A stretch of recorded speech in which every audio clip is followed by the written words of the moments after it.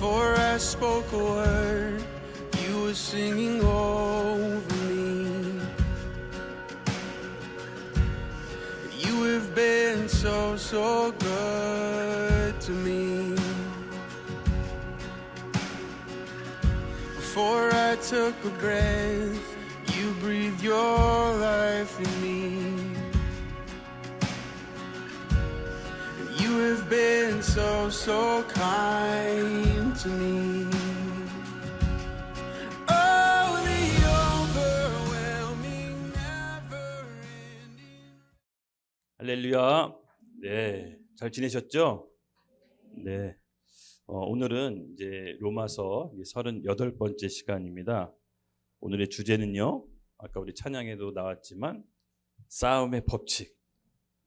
왜 교회에서 싸움을 가르치지? 뭐 이렇게 생각할 수도 있겠지만 실제로 그런 싸움이 아닙니다. 우리가 영적인 싸움을 얘기하는 건데요. 우리의 싸움의 주체와 또 우리의 싸움의 방향에 대해서 오늘 로마서를 통해 한번 살펴보도록 하겠습니다. 부제로는요. 우리 찬양 노래와도 같네요. 우리가 싸우는 방식. 네. 지난 시간 얘기를 좀 살짝 해보고 이제 본론에 들어갈 텐데 우리 지난 시간 혹시 기억나시나요? 네, 지난 시간 우리 새 시대의 개혁자들이라는 주제로 로마서의 그 배경을 잠깐 설명해 드렸습니다. 그렇죠?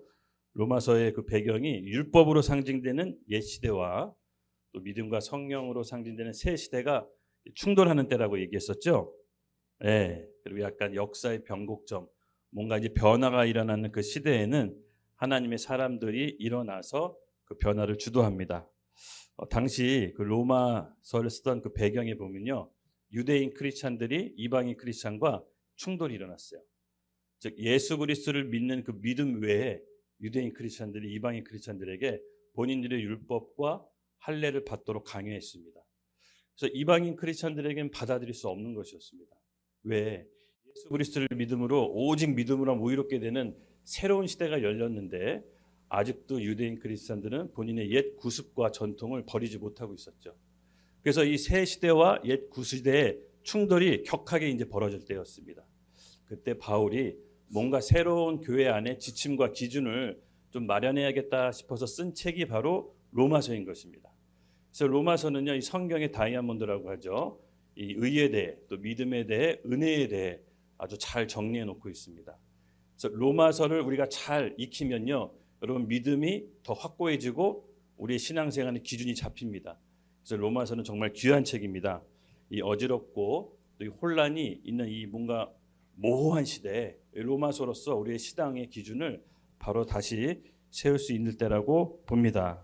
그래서 어떻게 보면 이 새로운 기준, 어떻게 보면 새로운 지침을 통해서 하나님께서 새 역사를 쓰실 때 항상 뭔가 충돌이 벌어집니다. 그래서 어쩌면 오늘날도 그러한 좀 뭔가 역사의 변곡점 끝에 충돌이 벌어지는 때라고 봐요. 그래서 이 로마서를 우리가 잘 오늘 마음속에 새긴다면 우리 안에서 하나님께서 역사하시는 그 주관, 어떤 방향으로 이끄시는지를 우리가 잘 볼 수 있을 것 같습니다. 예.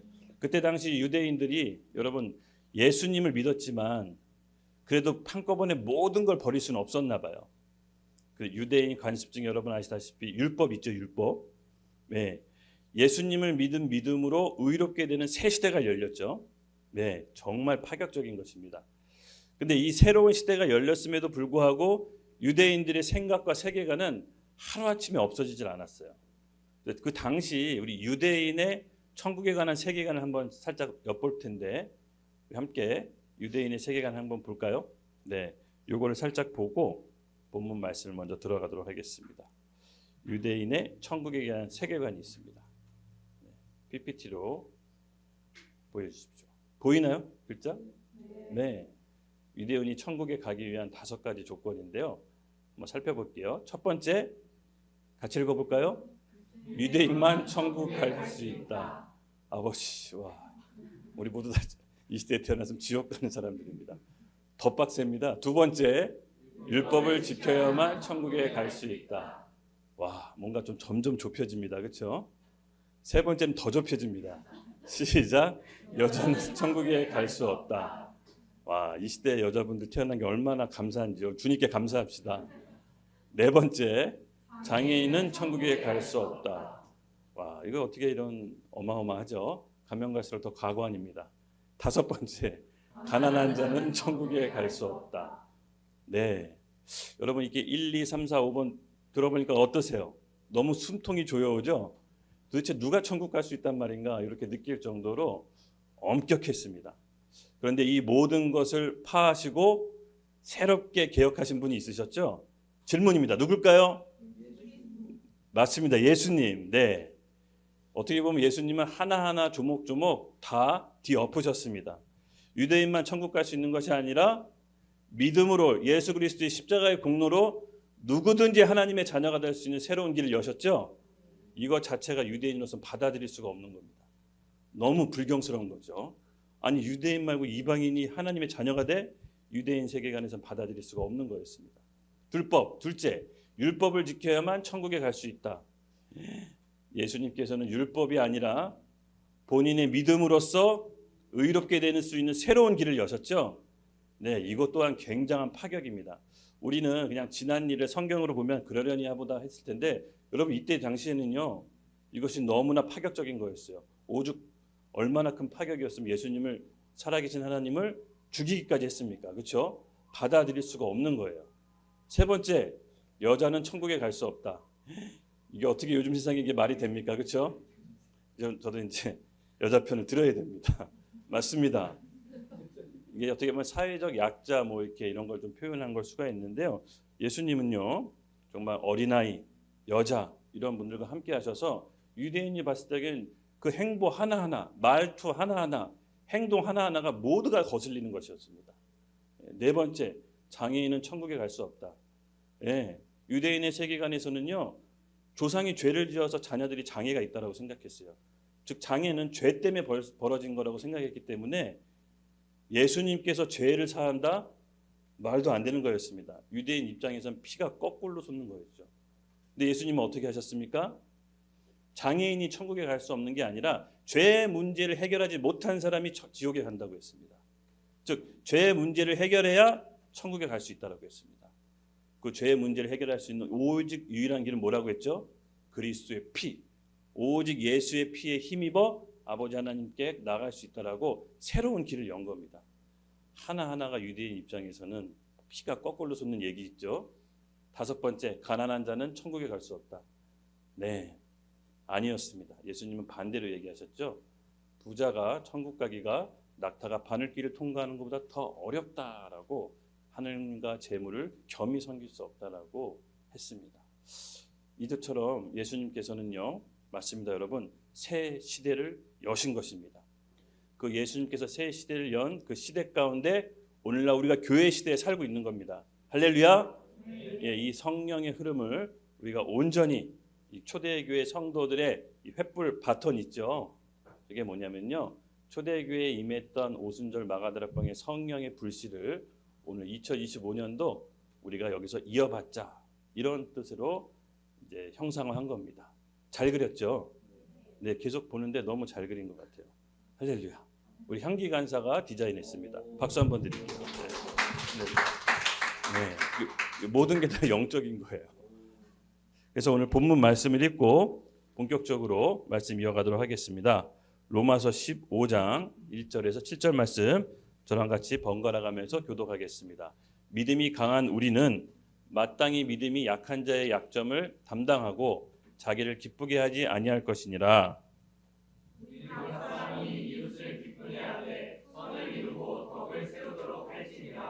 그리스도께서도 자기를 기쁘게 하지 아니하셨나니 기록된 바 주를 비방하는 자들의 비방이 내게 미쳤나이다 함과 같으니라.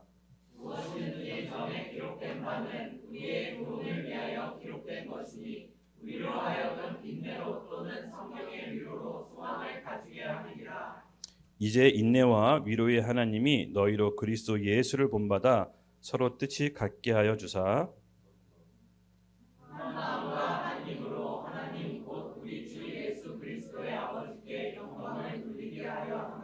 다 같이 읽겠습니다. 그러므로 그리스도께서 우리를 받아 하나님께 영광을 돌리심과 같이 너희로 서로 받으라.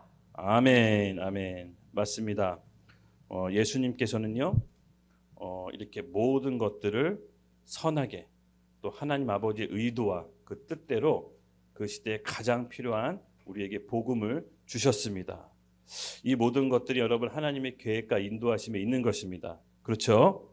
네. 그래서 예수님께서 이 땅에 오셨을 때 세상 사람들도 물론 파격이었지만요. 하나님 나라에서 새로운 시대가 펼쳐진 것을 우리에게 예고하신 것입니다. 예수님이 처음에 딱 이 땅에 오셨을 때 요한복음에 어떻게 표현되어 있는지 요한복음 1장 9절에서 11절 같이 함께 읽어보겠습니다. 시작. 참 빛 곧 세상에 와서 각 사람에게 비추시는 빛이 있었나니 그가 세상에 계셨으며 세상은 그로 말미암아 지은 바 되었을 때 세상이 그를 알지 못하였고 자기 땅에 오매 자기 백성이 영접하지 아니하였느니라. 아멘. 아멘. 네. 예수님께서 이 세상에 오셨지만 세상이 예수님을 알아보지 못한다고 했습니다. 그리고 자기 백성도 예수님을 영접하지 아니하였다라고 얘기합니다. 네. 맞습니다. 칠흑 같은 이 어두움 가운데 빛으로 오셔서 이제 예수님께서 이 세상을 새롭게 개혁하십니다. 이처럼 각 시대별로요, 여러분. 하나님께서는 예비하신 하나님의 사람들을 통해서 이 세상을 변화시키십니다. 예.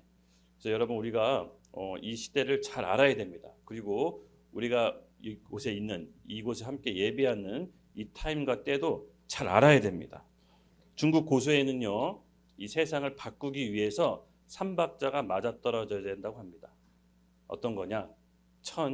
천인지라고 합니다. 천은 천시를 뜻합니다. 즉 하나님의 때죠. 하나님의 때. 예를 들어서 인간이 아무리 좋은 계획과 의도를 가진다 하더라도 하나님이 허락지 않으시면 이루어질 수 없습니다. 그것을 이제 중국에서는 천시라고 했던 거죠. 예, 우리 잠언 말씀 함께 읽겠습니다.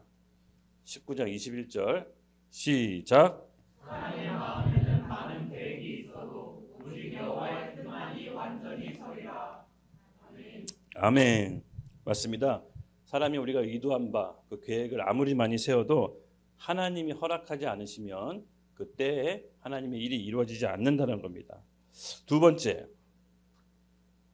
인이 있습니다. 인, 이제 사람인 거죠. 하나님의 때를 아는 사람들이 각 시대별로 있었습니다. 이 하나님의 큰 역사의 변곡점에는요, 하나님이 움직이는 때를 알고 그 때를 준비하는 하나님의 사람들이 있었습니다. 그것을 이제 인이라고 표현했는데, 여러분 이 인은요 바로 하나님의 사람들을 뜻합니다. 그 하나님의 사람들, 하나님의 움직이는 때를 알고 그 하나님의 역사심에 동참하는 사람들입니다. 저는 우리 교회가 바로 우리 리턴 팀들이 그런 하나님의 때에 움직이는 사람들이라는 감동이 있습니다. 예, 범상치가 않습니다. 그리고 마지막 세 번째, 지가 있습니다. 지. 하나님은요, 하나님이 일하실 때 하나님의 때에 하나님의 사람들이 움직였을 때 그때 하나님의 뜻을 이루는 장소로 이동시키십니다. 예, 이것은 성경의 약간 패턴이고 하나님이 일하시는 방식인데요. 하나님께서 왜 그렇게 하시는지는 모르겠지만 하나님이 일하시는 방식 같아요. 그래서 이 삼박자가 맞아 떨어졌을 때 하늘의 때 그리고 하늘의 때를 분별할 줄 아는 하나님의 사람들 그리고 그것이 이루어질 수 있는 장소 이 삼박자가 이루어졌을 때 세상은 변하고 그들로 하여금 세상은 새로운 시대로 접어들게 됩니다. 근데 제 마음 가운데 예사롭지가 않아요. 올해 2025년도가 여러분. 우리 리턴 배우들 그렇게 느껴지지 않으세요? 네, 아멘. 지금 2025년도가 정말 중요한 때라고 봅니다. 우리 공동체뿐만 아니라 여러분 개인한테도 굉장히 중요한 때라고 봅니다.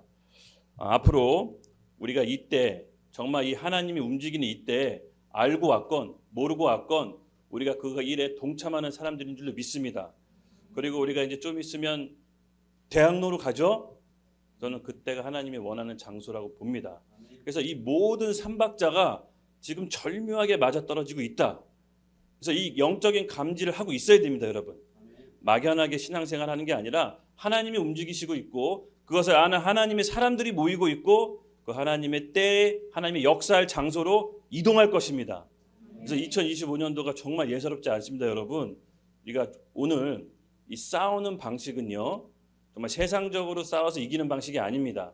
오늘 로마서 본문 말씀을 통해서 우리가 어떻게 싸워야 되는지를 오늘 잘 준비하고 기억하고 계셨다가 그 싸움의 실전 순간이 오면 그대로 적용하셔야 됩니다. 이 말씀은 지식으로 이해하는 것으로 머물러서는 안 되고 바로 순종했을 때 그것이 내 것으로 내 안으로 체화되는 것입니다. 그래서 말씀은 듣는 것으로 끝내지 말고 반드시 그런 상황이 오면 순종합시다. 혼자서 할 수 없기 때문에 공동체의 몸이 있어야 되는 것입니다. 예, 우리의 싸움은 혼자서 하는 싸움이 아닙니다. 연합된 공동체의 힘으로 하는 싸움입니다.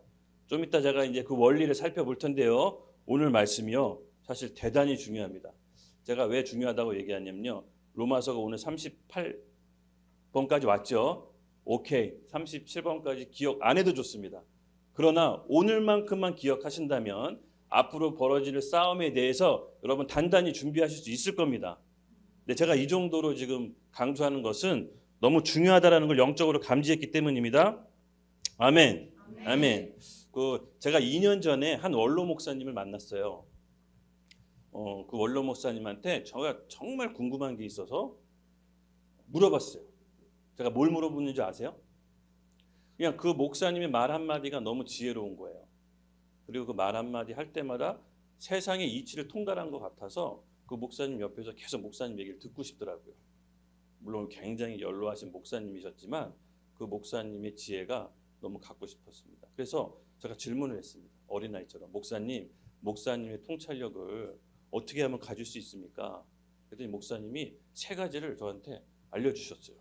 3가지. 뭘까요?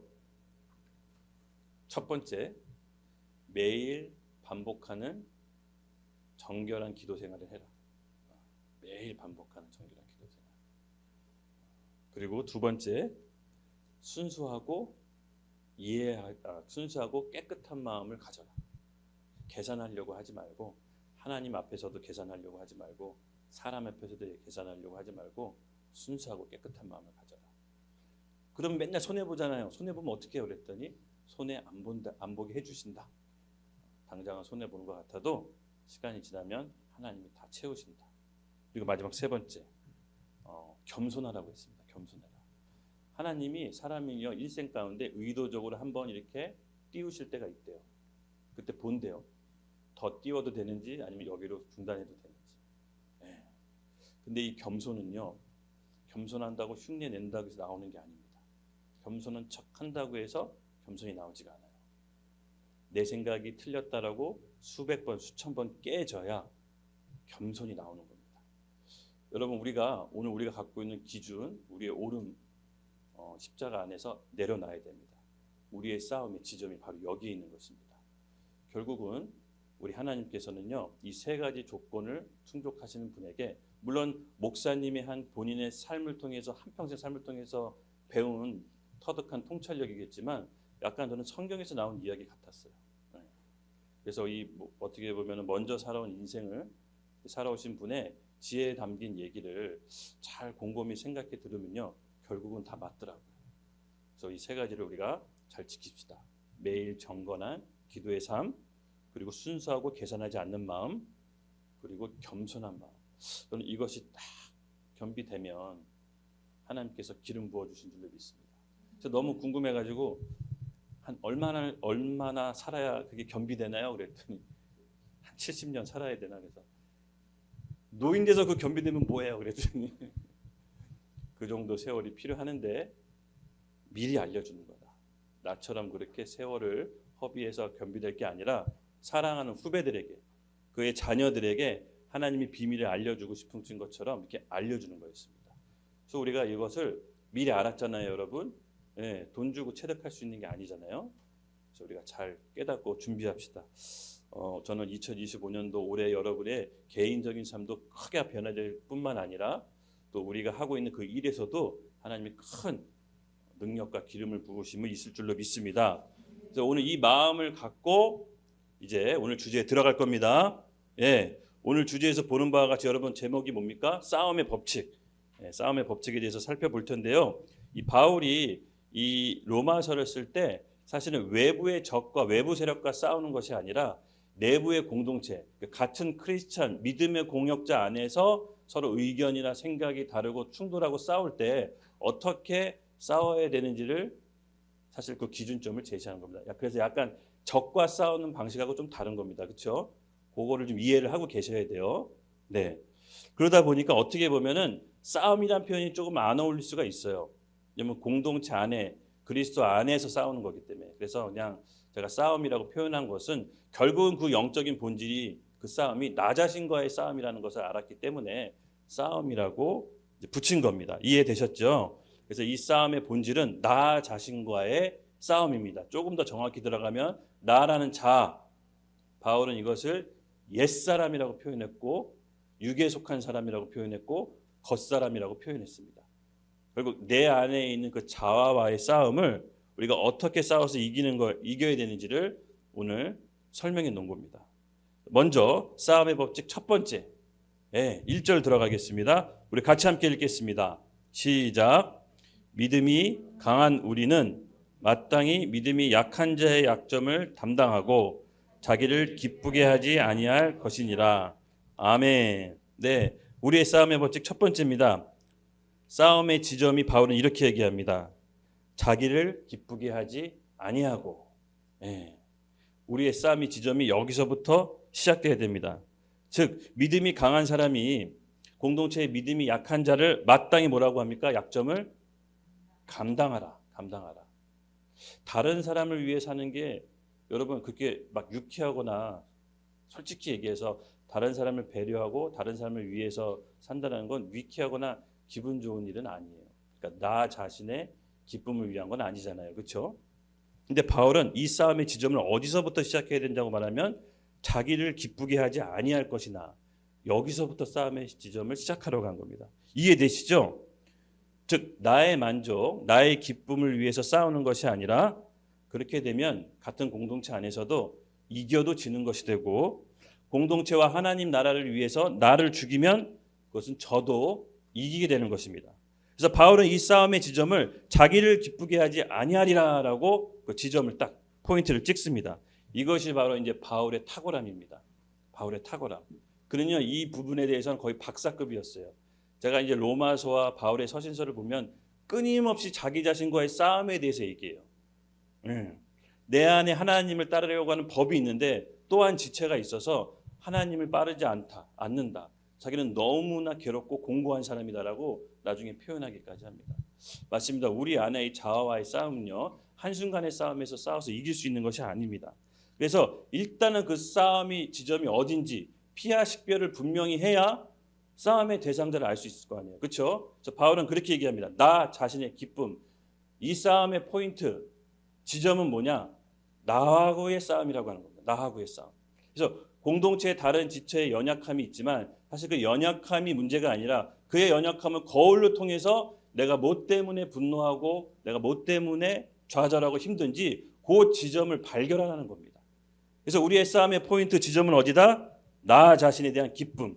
내가 뭐 때문에 기뻐하고 뭐 때문에 슬퍼하고 억울해하는지 그 기쁨부터 찍고 가는 겁니다. 맞습니다. 나의 옳음, 나의 주장, 나의 생각. 설사 내가 맞더라도 같은 지체 안에서의 어떻게 얘기합니까? 네가 만약에 믿음이 더 강하면 믿음이 약한 자의 약점을 품어라. 그것이 너의 기쁨이 되지 않게 해라라고 바울은 싸움의 지점을 얘기하고 있습니다. 이것이 우리의 싸움의 법칙 첫 번째였습니다. 할렐루야. 네, 우리 로마서 14장 3절 같이 함께 읽겠습니다. 시작. 먹는 자는 먹지 않는 자의 업신여기지 말고 먹지 않는 자는 먹는 자를 비판하지 말라. 이는 하나님이 그를 받으셨습니다. 아멘, 아멘. 네, 우리 지난주에 얘기했던 바로 본문 내용인데요. 바로 이렇습니다. 그러니까 먹는 걸로 대표되는 나와 생각이 다르고 나와 가치관이 다른 사람이 공동체 안에 있다면 그를 업신여기지 말고 그를 받으라는 겁니다. 왜? 이미 같은 공동체 안에 들어왔다는 것은 그래서 인간적으로 사람이 받는 것이 아니라 하나님께서 받으셨다는 얘기입니다. 여러분 이해되세요? 네, 결국은 우리가 이 어쨌든 사회생활을 하거나 뭐 교회에서 일을 하거나 직장에서 일을 할 때 우리는 공동체성을 피할 수가 없어요. 그렇죠? 개인적으로 혼자 일할 수는 없죠.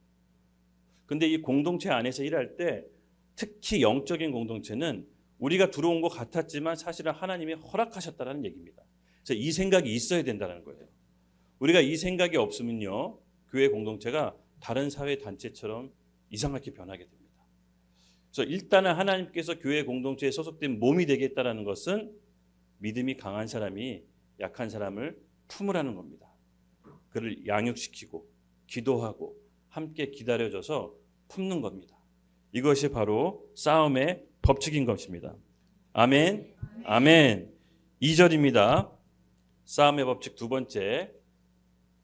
말씀 함께 읽겠습니다. 시작. 우리 각 사람이 이웃을 기쁘게 하되 선을 이루고 덕을 세우도록 할지니라. 아멘. 아멘. 두 번째 싸움의 법칙. 아까도 얘기했지만 일단 공동체 안에 들어왔다는 것은 우리 발로 들어온 것 같지만 혹여나 다른 사람이 전도해서 들어온 것 같지만 사실은 하나님이 허락하셨다는 겁니다.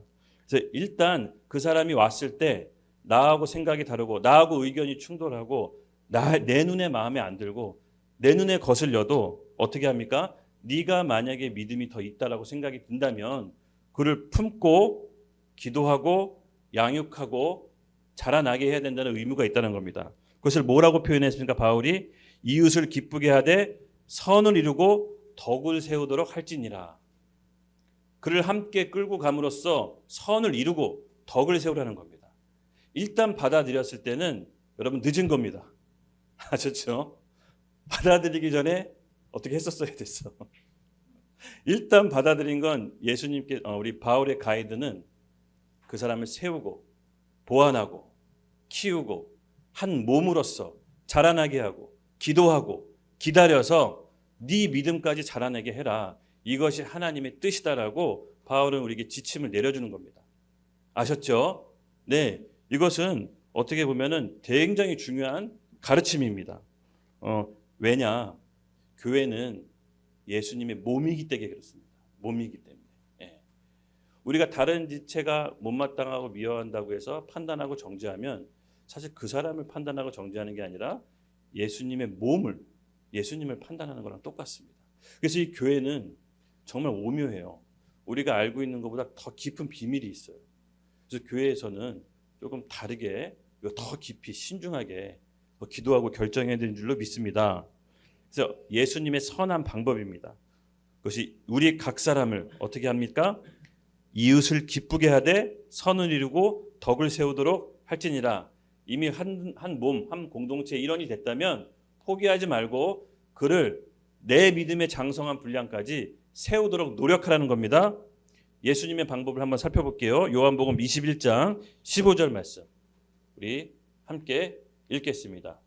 시작. 그들이 두번 먹은 후에 예수께서 시몬 베드로에게 이르시되 요한의 아들 시몬아 네가 이 사람들보다 나를 더 사랑하느냐? 이르되 주님 그러하나이다. 내가 주님을 사랑하는 줄 주님께서 아시나이다. 이르시되 내 어린 양을 먹이라 하시고. 아멘. 여러분 유명한 장면이죠. 예수님의 수제자 베드로입니다. 어떻게 보면 예수님이 가장 아끼고 사랑했던 제자입니다. 근데 그 베드로가 여러분 아시다시피 예수님을 배반하고 다시 옛날 어부 생활로 돌아갔습니다. 근데 그때 예수님이 베드로한테 찾아온 거예요. 그리고 베드로가 전처럼 고기 생활, 어부 생활로 이렇게 일할 때 부활한 예수님이 나타나서 베드로에게 얘기하는 겁니다. 내 양을 먹이라. 그 전에 물어봤죠. 네가 날 사랑하느냐? 주님이 절 사랑하는지 압니다. 내 양을 먹이라.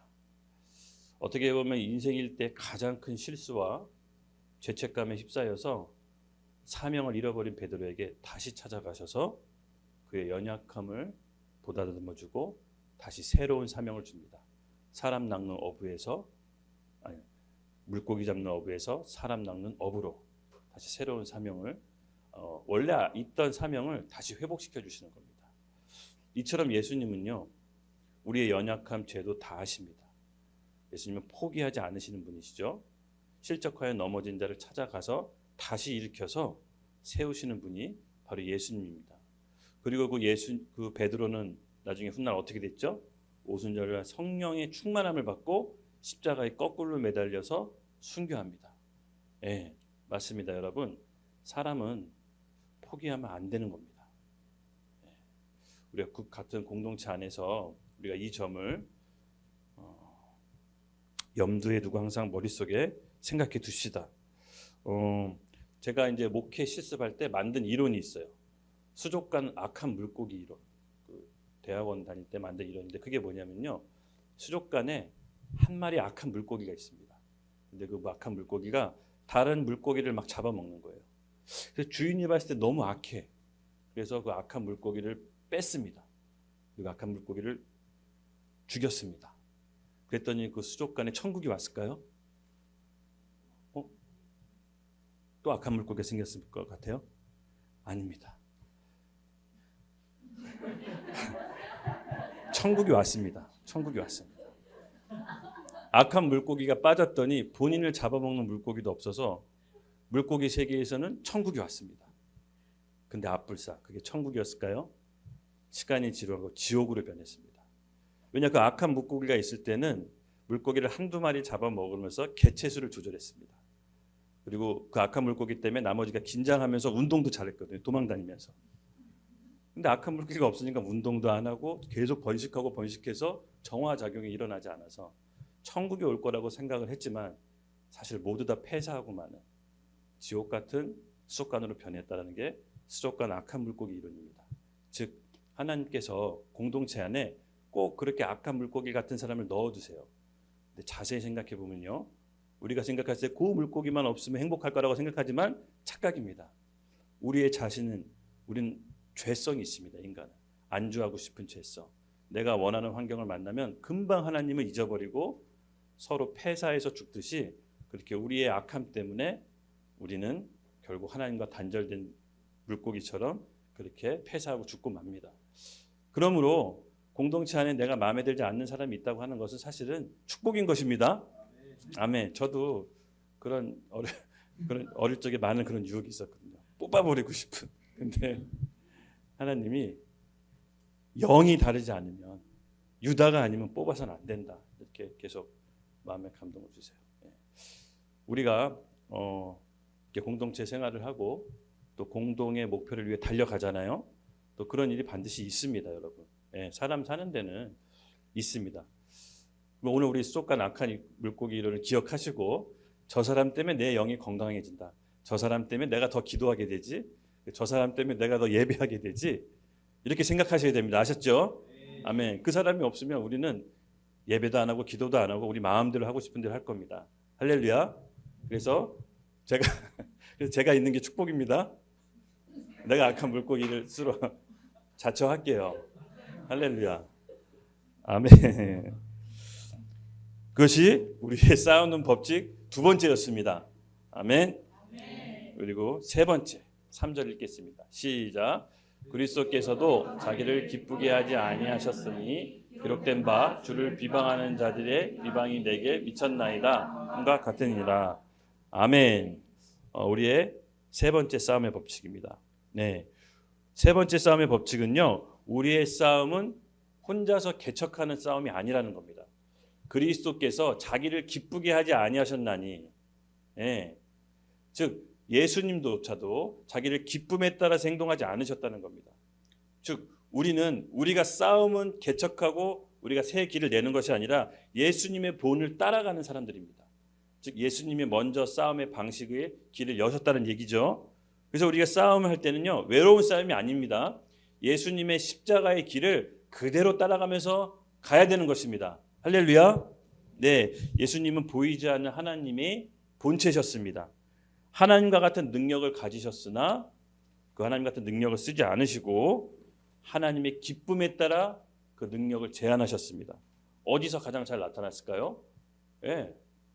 사복음서 전체에 다 나타나 있습니다. 특별히 이 장면이 좀 재밌었는데, 요새는 이 성경 구절 장면 보면요, 자꾸 영국으로 만들고 싶어요. 이상하게 약간 이상한 병이 생겼어요.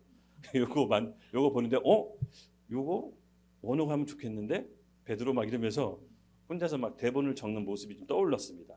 우리 같이 마태복음 26장 50절에서 54절 같이 함께 읽겠습니다. 시작. 예수께서 이르시되 친구여 내가 무엇을 하려고 왔는지 행하라 하신대 이에 그들이 나와 예수께 손을 대고 잡은지라. 예수와 함께 있던 자 중에 하나가 손을 펴 칼을 빼어 대제사장의 종을 쳐 그의 귀를 떨어뜨리니, 이에 예수께서 이르시되 내 칼을 도로 칼집에 꽂으라. 칼을 가지는 자는 다 칼로 망하느니라. 너는 내가 내 아버지께 구하여 지금 12군단 더 되는 천사는 보내시게 할 수 없는 줄 아느냐. 내가 만일 그렇게 하면 이런 일이 있으리라 한 성경이 어떻게 이루어지겠느냐 하시더라. 아멘. 아멘. 맞습니다. 예수님의 능력은요, 하나님의 능력이셨습니다. 상상할 수 없는. 근데 그 능력을 자기의 기쁨으로 쓰지 않으셨습니다. 성경에 기록된 말씀을 이루게 하기 위해 아버지 하나님의 기쁨으로 쓰신 것입니다. 그렇죠? 여기 보면요, 드디어 예수님 디데이 잡으러 온 군병과 대제사장들이 체포하러 체포조가 온 거죠. 그때 옆에 있던 한 제자가 도저히 받아들일 수 없어 자기 스승 잡혀가는 거 보고 혈기를 부리죠. 칼을 뽑아서 군병의 귀를 잘라버립니다. 이 장면에서도 막 그 연극이 막 생각나더라고요. 베드로죠, 베드로. 그렇죠? 그랬더니 예수님께서 떨어진 귀를 붙잡아 군병에게 다 붙여주시고 멈추어라. 내가 명령만 하면 우리 아버지께서 12군단의 천사도 더 보내실 텐데 어찌하여 너는 사람의 일을 생각하고 하나님의 일을 생각하지 않느냐. 뭐 이런 대사들이 막 떠오르더라고요. 네, 맞습니다. 예수님께서는 본인의 능력을 자신의 기쁨으로 쓰지 않으셨습니다. 우리는 그 예수님의 봄을 따라가야 되는 것입니다. 그래서 우리의 싸움은 외롭고 혼자 개척하는 싸움이 아니라 예수님의 본을 따라가는 그분의 모델로 삼는 싸움인 것입니다. 그렇죠? 그래서 우리가 우리의 싸움을 여러분 이해하실 때 예수님의 성경 말씀의 행적을 잘 따라가셔야 됩니다. 굉장히 어렵습니다. 사실은 저도 이 설교 말씀을 준비하면서 굉장히 이 싸움이 만만치 않은 싸움이지만 우리가 세상과의 싸움에서 구별돼야 된다는 것입니다. 예, 우리의 싸움은 이 세상에서 말하는 싸움이 아닌 것입니다. 아멘. 예수님께서는 그 싸움의 길을 먼저 가신 것입니다. 그래서 예수님이 그렇게 먼저 행하시고 우리는 그 모델로 따라갑니다. 그랬을 때 기록된 바 주를 비방하는 자들이 비방이 내게 미쳤나이다 함과 같으니라.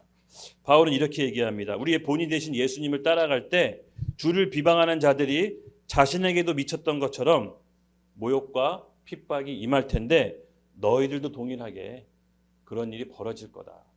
미리 얘기합니다.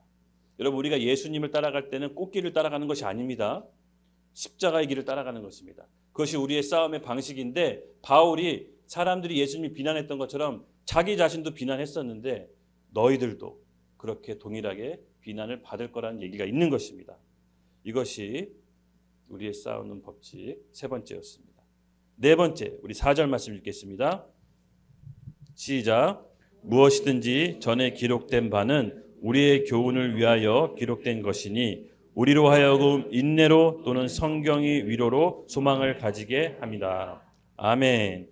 우리의 싸움의 법칙 네 번째입니다. 예, 하나님의 말씀을 따라 주의 십자가의 길로 갈 때 여러분 고난의 길이 있죠. 예, 결코 녹록한 길이 아닙니다.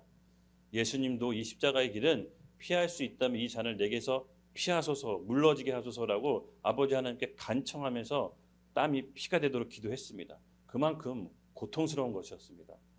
그런데 그런 길을 갈 때 우리의 싸움의 네 번째 법칙 뭐라고 얘기합니까? 너희 위로를 세상이나 다른 것에 두지 말고 뭐라고 얘기합니까?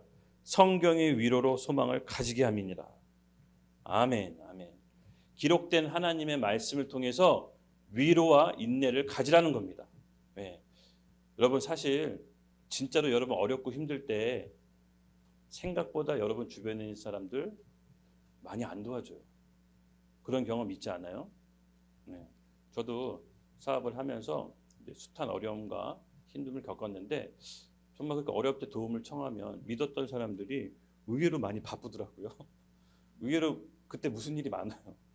그래서 어떡하지? 그때 참 믿었던 카드가 없어졌을 때 드는 상실감. 근데 사실 저는 알고 있습니다. 진짜 하나님이 우리를 보호해 줄 수 있다는 것. 진짜 우리를 위로해 주고 우리의 보호막이 되고 방패가 되시는 분은 하나님이십니다. 그 누가 잘 알았죠? 성경에서 다윗. 예. 다윗의 영성은요, 다른 옵션이 없다는 거였습니다.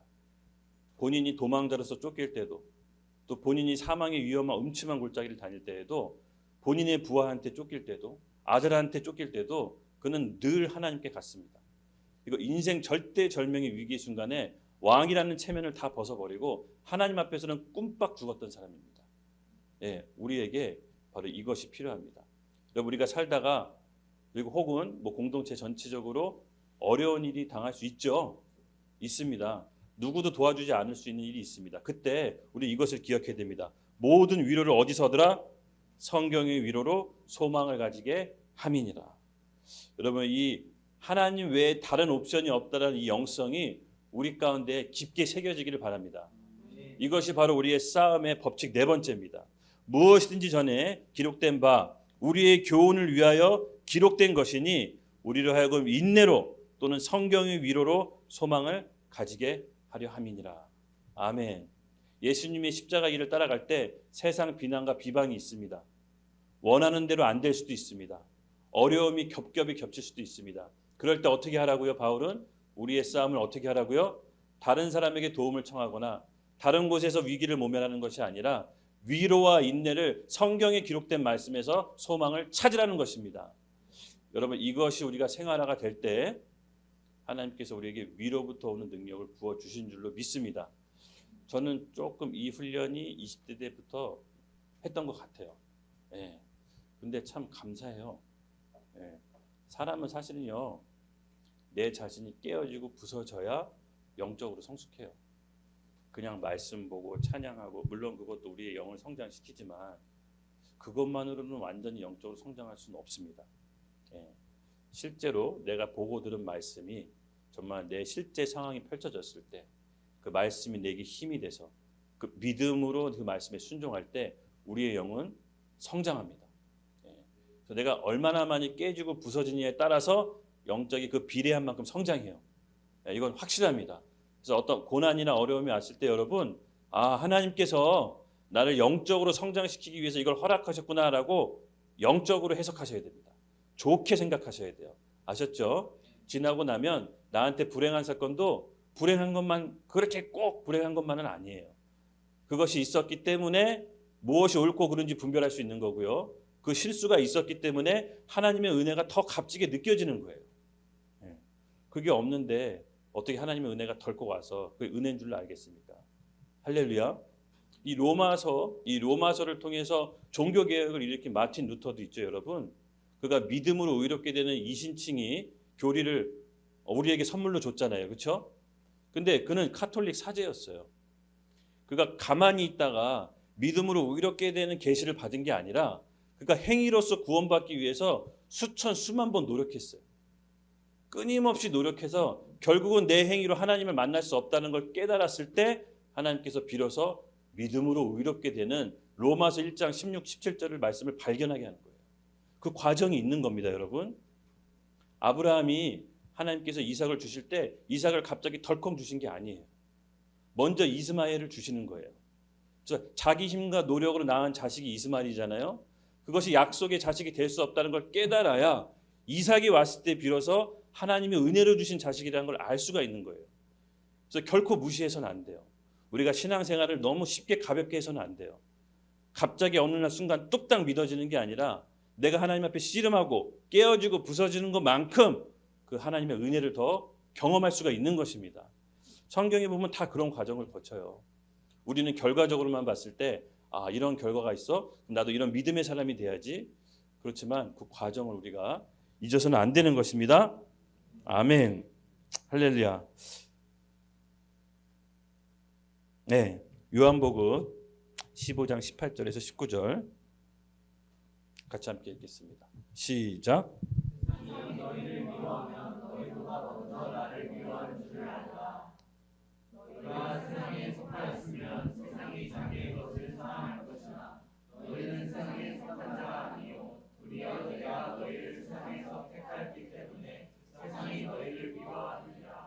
네. 네. 아까도 얘기했듯이 예수님의 싸움의 방식을 우리가 쫓아갈 때는 반드시 세상이 우리를 여러분 미워하게 돼 있습니다. 그렇죠? 여러분 각오가 돼 있으시죠? 네, 지금 우리의 길은 좁은 길입니다. 꽃길이 아닌 것입니다. 그렇지만 이렇게 어렵고 힘든 것만은 아닌 것입니다. 왜요? 제가 보니까 믿음이 성장하고 점프했을 때 보면요, 물론 고난을 통과하면서 믿음이 자라나고 성장하지만 하나님의 기적을 맛보면서부터도 믿음이 성장한 겁니다. 그래서 이 십자가에는 두 방면이 있습니다, 여러분. 십자가의 두 방면. 그것이 뭐냐면요, 하나는 제사장의 역할이 있는 거고요, 하나는 제물의 역할이 있는 겁니다. 십자가에는 능력도 있고 죽음도 부활이 있습니다. 그래서 이 십자가는요, 여러분 잘 이해하셔야 되는 게 고난만을 뜻하는 게 아닙니다. 그 십자가의 길을 가는 사람들은 능력과 파워가 함께 있었습니다. 그래서 이 십자가의 두 방면이라고 하죠. 그래서 여러분 안에서 예수님의 길을 쫓아갈 때 예수님께서 뭐라고 말씀하셨습니까? 내가 한 일도 더 할 것이다. 결국은 그 목적지, 그 방점은 예수님과 함께 십자가에 죽고 부활하는 그 길이지만 그 과정은요, 능력의 길도 있는 것입니다. 아멘. 네, 좀 이따가 그건 자세히 좀 살펴볼 거고요. 그래서 여러분 이 세상에서 받는 위로를 받지 마시고 위로부터는 성경을 통해서 받는 그 위로를 소망을 받고 싸움을 계속해서 싸워 나갑시다. 5절입니다. 5절 함께 읽겠습니다.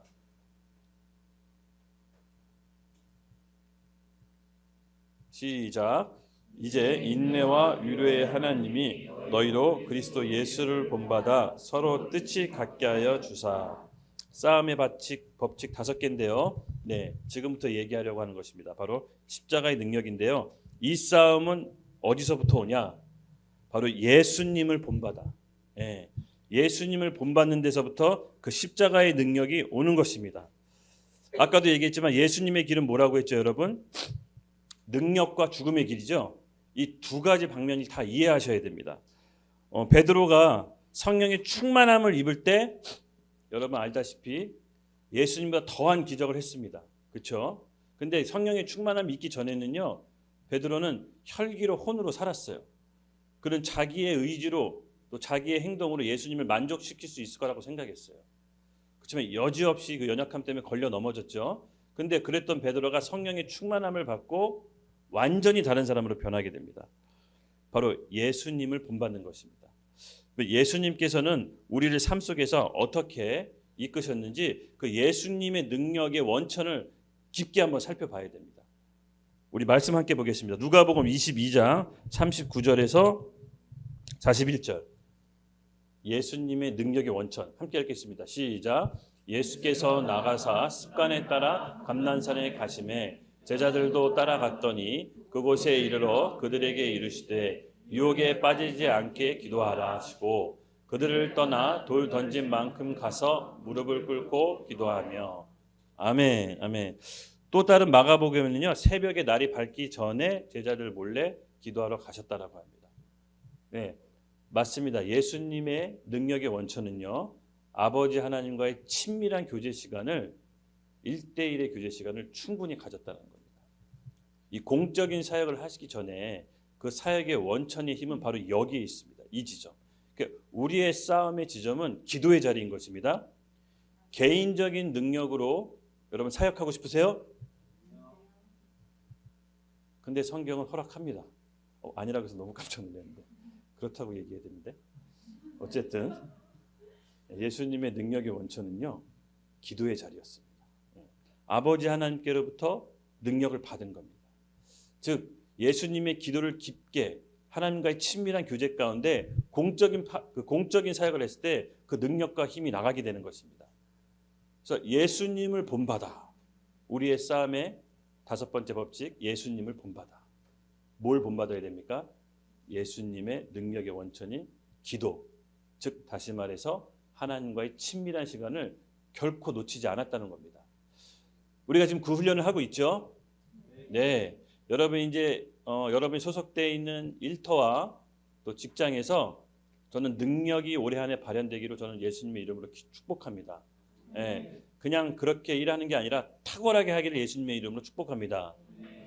예수님께서는요, 그 사역 모든 전반적인 사역을 여러분 어마어마하게 바쁘셨습니다.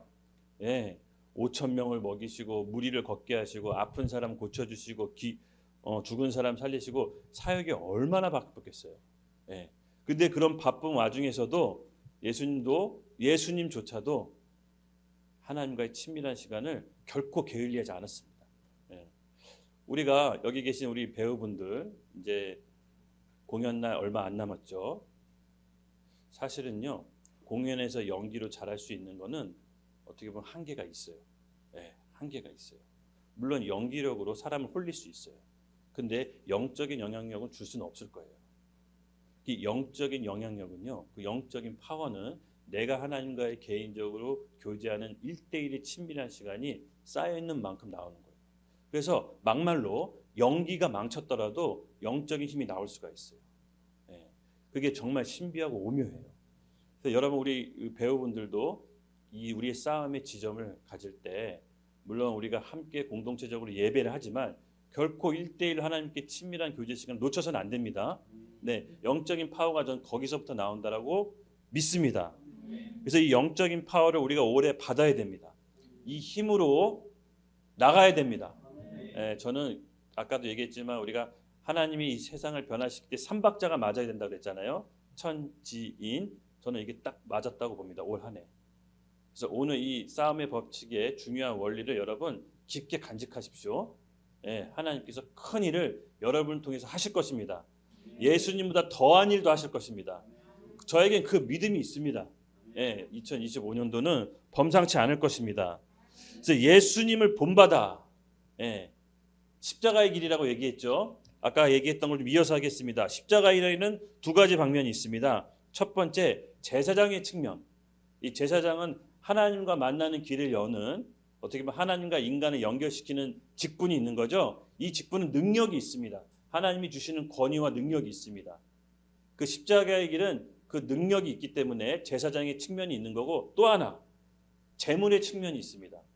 예수님께서 어린 양으로 십자가에 달려 돌아가셨죠. 그래서 우리는 하나님 앞에 흠결 없는 제물이 또한 돼야 됩니다. 한쪽 측면은 능력 있는 제사장의 측면이 있고 한쪽에는 흠결 없는 제물이 돼야 됩니다. 즉 우리가 이 연기를 하고 준비할 때 우리 자신, 우리 1년 동안 흠결 없는 제물로 여러분 준비하셔야 돼요. 예. 큰 실수하지 마셔야 돼요. 눈빛도 조심하셔야 돼요. 전에 했던 실수를 경계하셔야 돼요.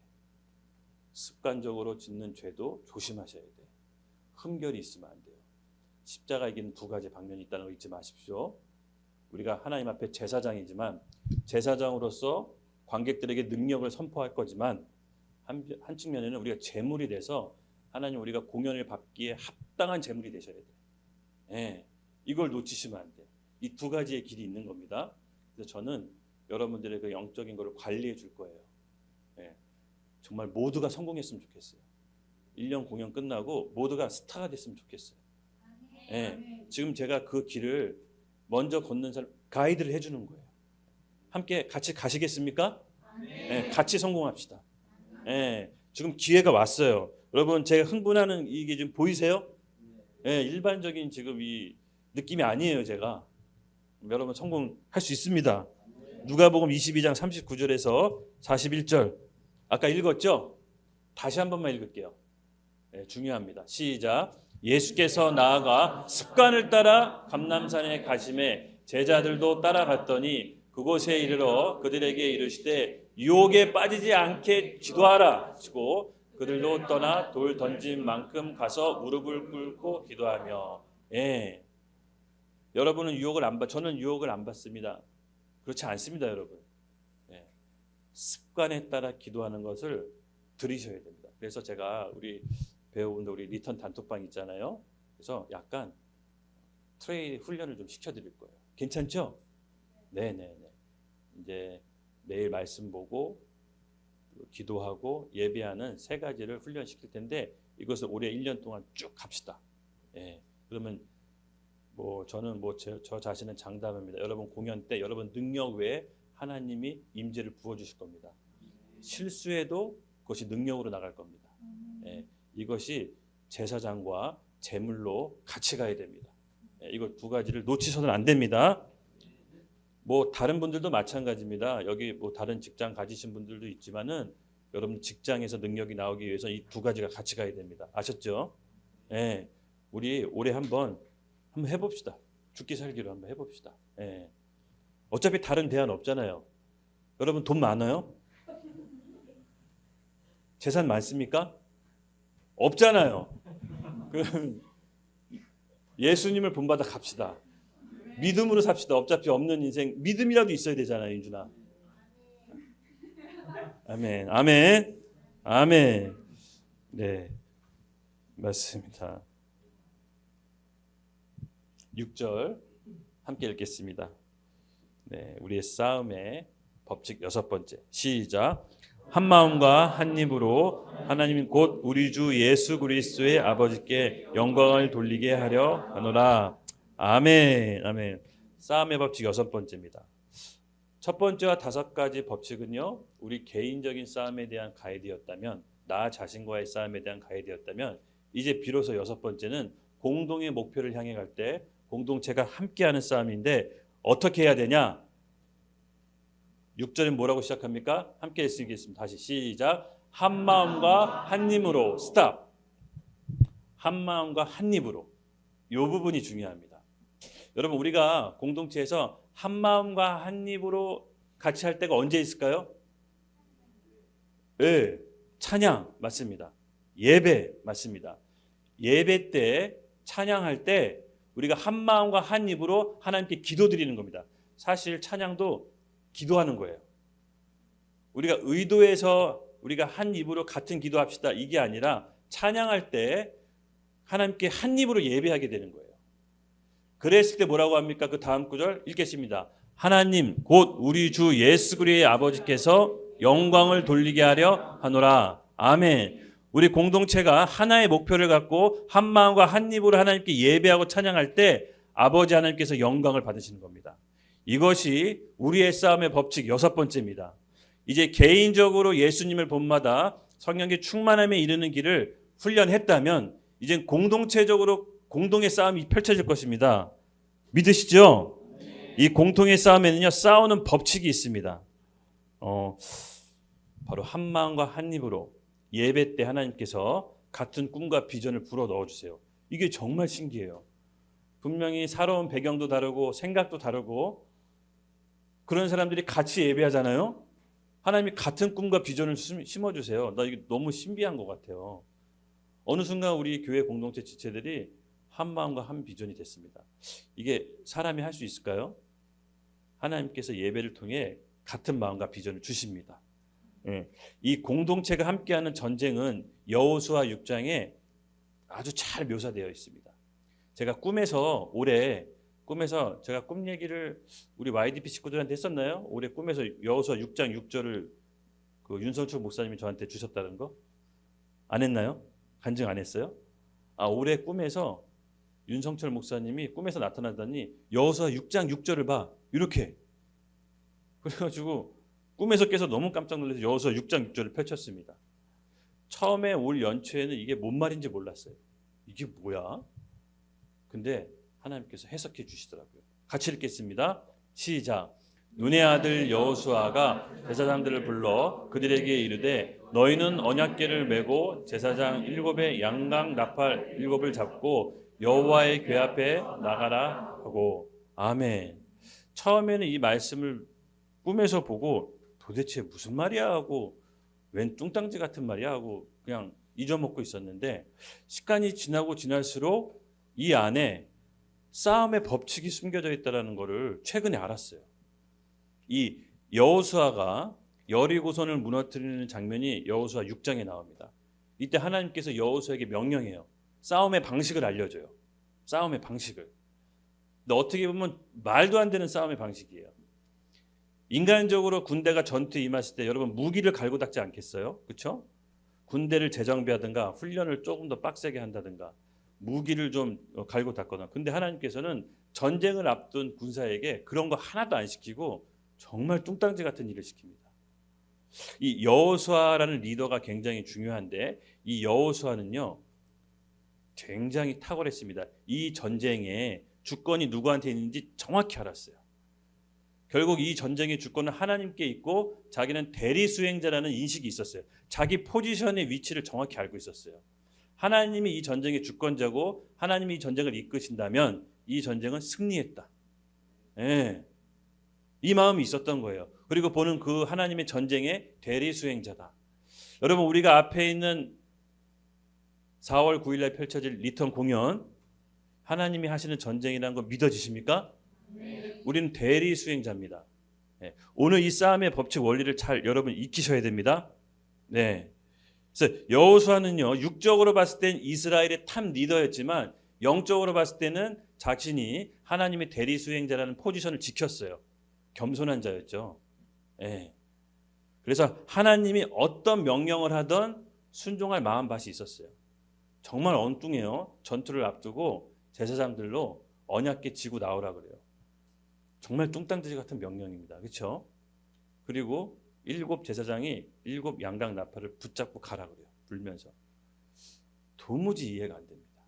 근데 각 이 말씀에 상징하는 키워드가 있는데 올 초 꿈에서 윤성철 목사님 이걸 왜 줬을까 하고 보는데, 와, 우리가 1년 동안 우리 공동체에서 싸움의 방식이 여기에 그대로 녹아져 있다는 것 사실을 깨달았습니다.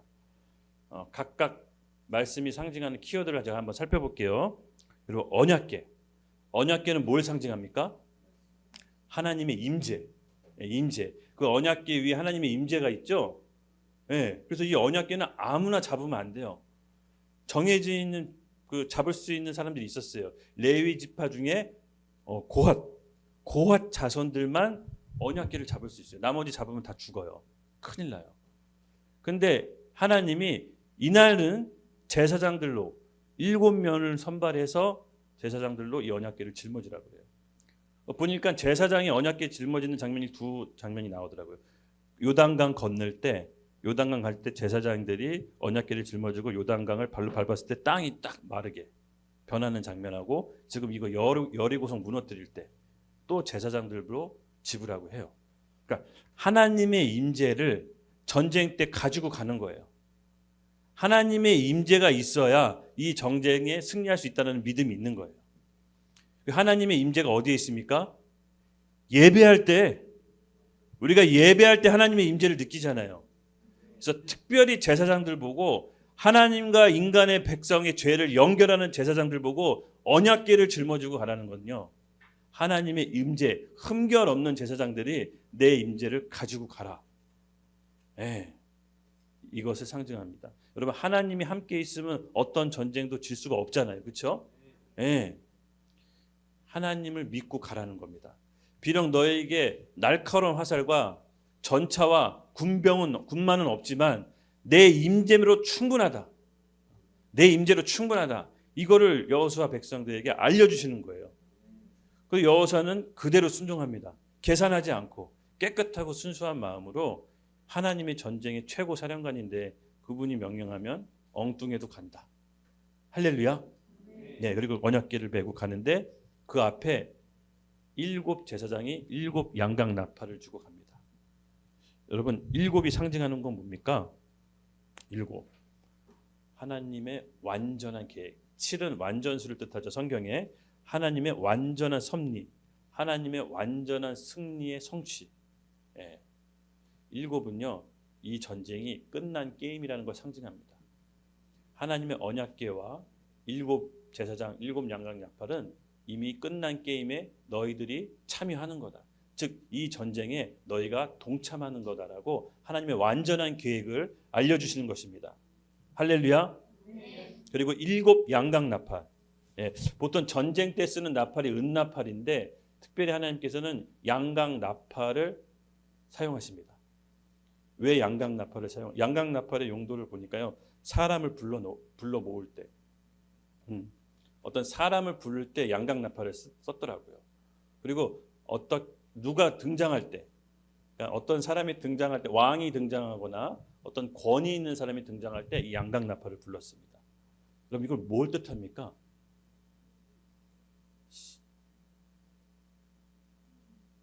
시대가 변했다는 거예요.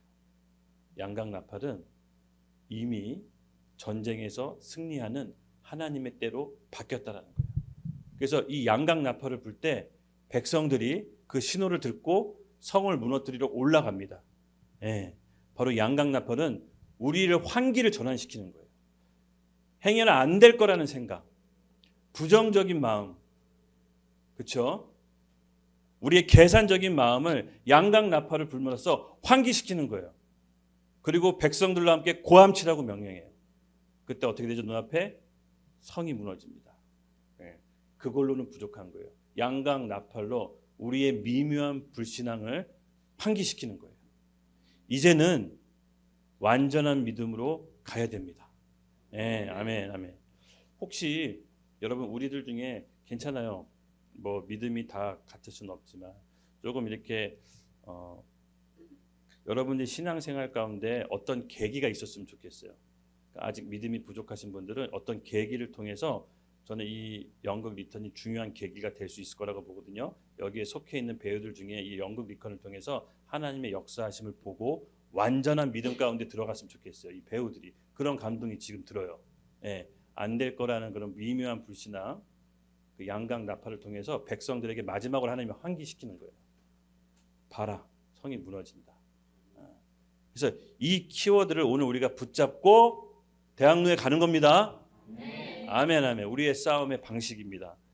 여러분 이렇게 했을 때 신묘망측하게 피 한 방울도 안 흘리고 성을 여호수아 장군이 점령합니다.